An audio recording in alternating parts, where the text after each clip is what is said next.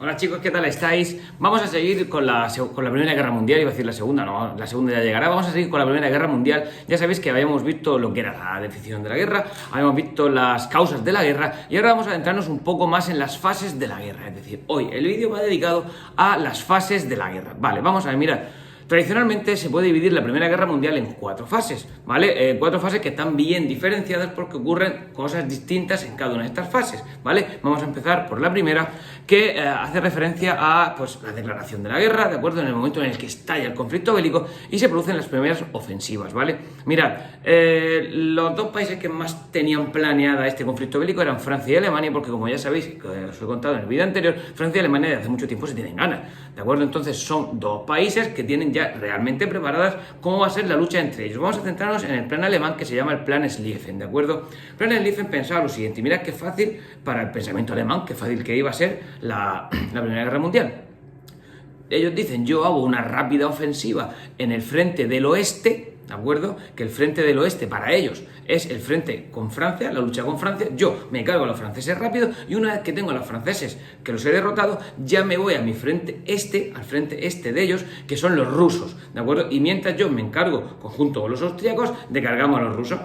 Y ganan la guerra, ya ganan la Primera Guerra Mundial y no hay ningún problema, ¿de acuerdo? Ya el tema de los británicos ya se vería a ver cómo iban a reaccionar los británicos, pero ese era el plan original de los alemanes, muy bonito. Bien, los franceses tenían lo que se llama el plan Joffre, que significaba una fuerte defensa del frente oeste, es decir, del frente francés junto con los alemanes. ¿Por qué? Porque sabían que los alemanes le iban a invadir por esa zona, por lo tanto ellos dicen, no, como sé que va a venir por aquí, yo te voy a esperar aquí, ¿vale? Por lo tanto, pues en ese sentido los franceses estaban preparados. A ver, eso era en cuanto al sobre papel. ¿Qué pasó realmente? ¿Qué pasó realmente? Lo primero que pasó, lo que pasó realmente fue que, primero, los austríacos en el frente ruso tampoco es que fueran muy fuertes, tampoco es que pudieran aguantar muchísimo a los rusos, que se dieron cuenta de que los rusos tampoco eran una cenicienta como se pensaban muchos. ¿Y qué pasó en el frente, en la lucha entre Alemania y los franceses? Bueno, pues que en la batalla del Marne, la primera batalla del Marne, los franceses consiguieron resistir a la embestida alemana, es decir, hicieron que los alemanes sí que venían con todo para abajo, los frenaron. ¿Vale? ¿De acuerdo? No ganó nadie, simplemente los frenaron. Por lo tanto, el plan inicial alemán, que es la primera fase, se denomina en el año 1914, las ofensivas alemanas, fracasaron porque no consiguieron cubrir sus objetivos. Y a partir de este momento entramos en una segunda fase de la guerra entre los años 1915 y 1916, que se conoce como la guerra de trincheras. Mirad, esto es muy sencillo. Y es que los alemanes y los franceses empatan, ¿de acuerdo? Es decir, quedan en el campo de batalla, se quedan ahí en el norte de Francia, ahí luchando, y entonces, ¿qué ocurre? Como de pronto hay un equilibrio de fuerzas, pues no tiene otra cosa, no se le ocurre otra cosa que excavar el suelo y hacer las trincheras. ¿Qué son las trincheras? Las trincheras son, al principio, simplemente eran agujeros en el suelo, es decir, agujero en el suelo y me meto.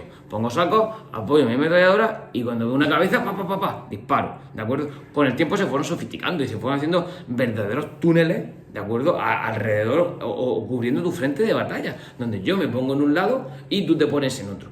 Y ahí es donde se dieron cuenta de que la guerra iba a durar mucho, ¿vale? Porque, mirad, había un dicho entre los soldados de la Primera Guerra Mundial que decía, vencedores o vencidos, a casa por Navidad, ¿de acuerdo? Recordamos que la guerra empezó el 28 de julio de 1914 y ellos todos pensaban que la guerra iba a ser rápida. No iba a ser rápida porque aquí se dieron cuenta de que la guerra iba a ser mucho más lenta de lo que ellos pensaban, ¿de acuerdo? Entonces, la guerra se alargó por ese sentido porque uno de este motivo, uno de los motivos por los que se elaboró la guerra fue por la creación y la invención de esas trincheras, ¿de acuerdo? Vale, vamos a ver, ¿qué usaban esas trincheras? Entonces tú, en una guerra antigua, si tú no te puedes meter ahí a los romanos en trincheras, no tiene sentido porque realmente ellos luchaban con espadas, entonces ¿cómo va a luchar para tirar la espada? No. Estas trincheras se crearon porque había un nuevo armamento. ¿Qué nuevo armamento había? Pues por ejemplo había ametralladoras, ¿de acuerdo? Había artillería pesada, es decir, cañones que lanzan bombas a una cierta distancia, ¿de acuerdo? Había, en el año 1916 llegaron los primeros tanques, había gas venenoso, había lanzallamas, es decir, ellos tienen una serie de herramientas y de armamento para quedarse escondidos. Y también es verdad que en este momento la aviación no estaba muy fuerte todavía, estaba haciendo vuelos de reconocimiento, como explicaré más adelante en otro vídeo, porque si llega a ver, por ejemplo, como una una aviación como en la Segunda Guerra Mundial, que hay miles de aviones, pues ya te puedes esconder tú en trincheras para disparar, que vamos, que te meten un viaje que te levanta de peso. Entonces realmente, bueno, esta característica propia de la Primera Guerra Mundial se dio porque se dieron las circunstancias apropiadas para que se escondieran en las trincheras.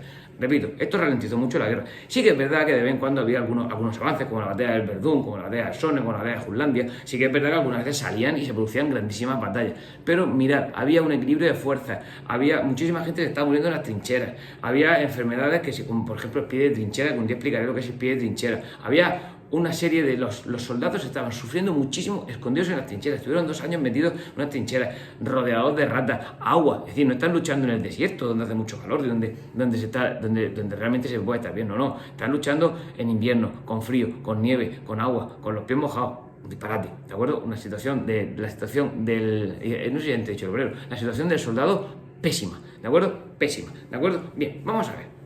A partir del año 1917 entramos en una tercera fase. ¿Por qué? Porque hay una serie de cambios que denotan que algo está cambiando, que algo, por eso se llaman cambios, que algo es distinto. Y es que en 1917 ocurren 2 cosas, ¿de acuerdo? Mirad, es que en el año 17 entra Estados Unidos en el conflicto bélico. Mira, hasta este momento Estados Unidos había mantenido una posición neutral, evidentemente una posición neutral, pero con amistad hacia el bando de los británicos y de los franceses. Ellos tenían una relación de amistad, pero era neutral. Lo que ocurre es que los alemanes habían iniciado una guerra submarina y en el año 1915 habían hundido un barco mercante estadounidense. Entonces los estadounidenses tenían habían cogido un poco de manía a los alemanes y habían dicho, oye, que me ha pasado esto.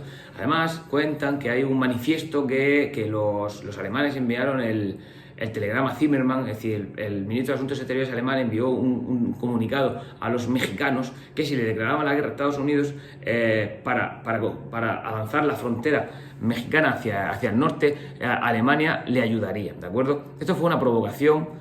Realmente los alemanes querían que México tuviera entretenido a Estados Unidos, pero Estados Unidos interceptó ese telegrama y al final, entre una cosa u otra, sopesó y dijo, mira, es el momento adecuado para entrar en la Primera Guerra Mundial. Pero Estados Unidos no la tenía todas consigo para entrar en la Primera Guerra Mundial. Estados Unidos nunca había luchado en una gran guerra, era un país que ya sabéis que tenía 100 y poco años, entonces todavía estaba tanteando el terreno, pero al final decidió entrar en la Primera Guerra Mundial y la verdad es que entró en un momento clave. ¿En un momento clave por qué? Porque en ese mismo año, en el año 1917, se produjo la retirada de los soviéticos de la Primera Guerra Mundial. Recordamos que los soviéticos, junto con los franceses y los alemanes, formaban parte de uno de los bloques que se pelearon en esta guerra. Y ahora, si los rusos se van, los rusos se van porque se produce la revolución rusa, que voy a explicar más adelante también, y los rusos abandonan la guerra, y entonces, ¿qué ocurre? Que el frente este de los alemanes, ¿de acuerdo? El frente este se queda vacío, es decir, los alemanes no tienen ya que luchar allí, es decir, los alemanes y los austriacos no tienen por qué centrar sus fuerzas allí, ahora pueden centrar sus fuerzas en el frente occidental para luchar contra los franceses y contra los británicos, por lo tanto, la guerra puede decantarse por el lado alemán. Entonces, Estados Unidos aprovecha y dice, no, ahora es el momento de entrar en la guerra. Estados Unidos lleva la guerra ya funcionando 2 años, la gente está cansada, Estados Unidos llega con muchos soldados, llega fuerte, llega fina, llega preparada, calentado, ha visto. Entonces, realmente se produce una derrota de los alemanes que en el año 1918 ya piden lo que se llama el armisticio, es decir, piden la paz. Es decir, ya se dan cuenta de que van a ser derrotados y en noviembre del 18 dicen, no, mira, hasta aquí hemos llegado, vamos a firmar la paz, nos rendimos, nos retiramos, bandera blanca, ¿de acuerdo? Entonces, esa es lo que es la cuarta fase, que ya son las ofensivas finales. Es decir, ¿por qué se produce eso? Porque se produce, por ejemplo, la segunda batalla del Marne, donde ya realmente, ya sí que se vieron que las fuerzas francesas, alemanas y británicas eran muy poderosas e hicieron que los alemanes tuvieran que rendirse. De hecho, el 11 de noviembre del año 1918, Guillermo II abdicó. Guillermo II, el emperador alemán, abdicó y con esto se puso fin a la Primera Guerra Mundial. Perdón, estoy pensando en la Segunda Guerra Mundial, a la Primera Guerra Mundial. ¿De acuerdo? Bien, pues nada, simplemente era eso hoy y no quería cansaros mucho más. Chao, chao, chicos. Espero que os guste, nos vemos y al final que sirvan. Venga, hasta luego.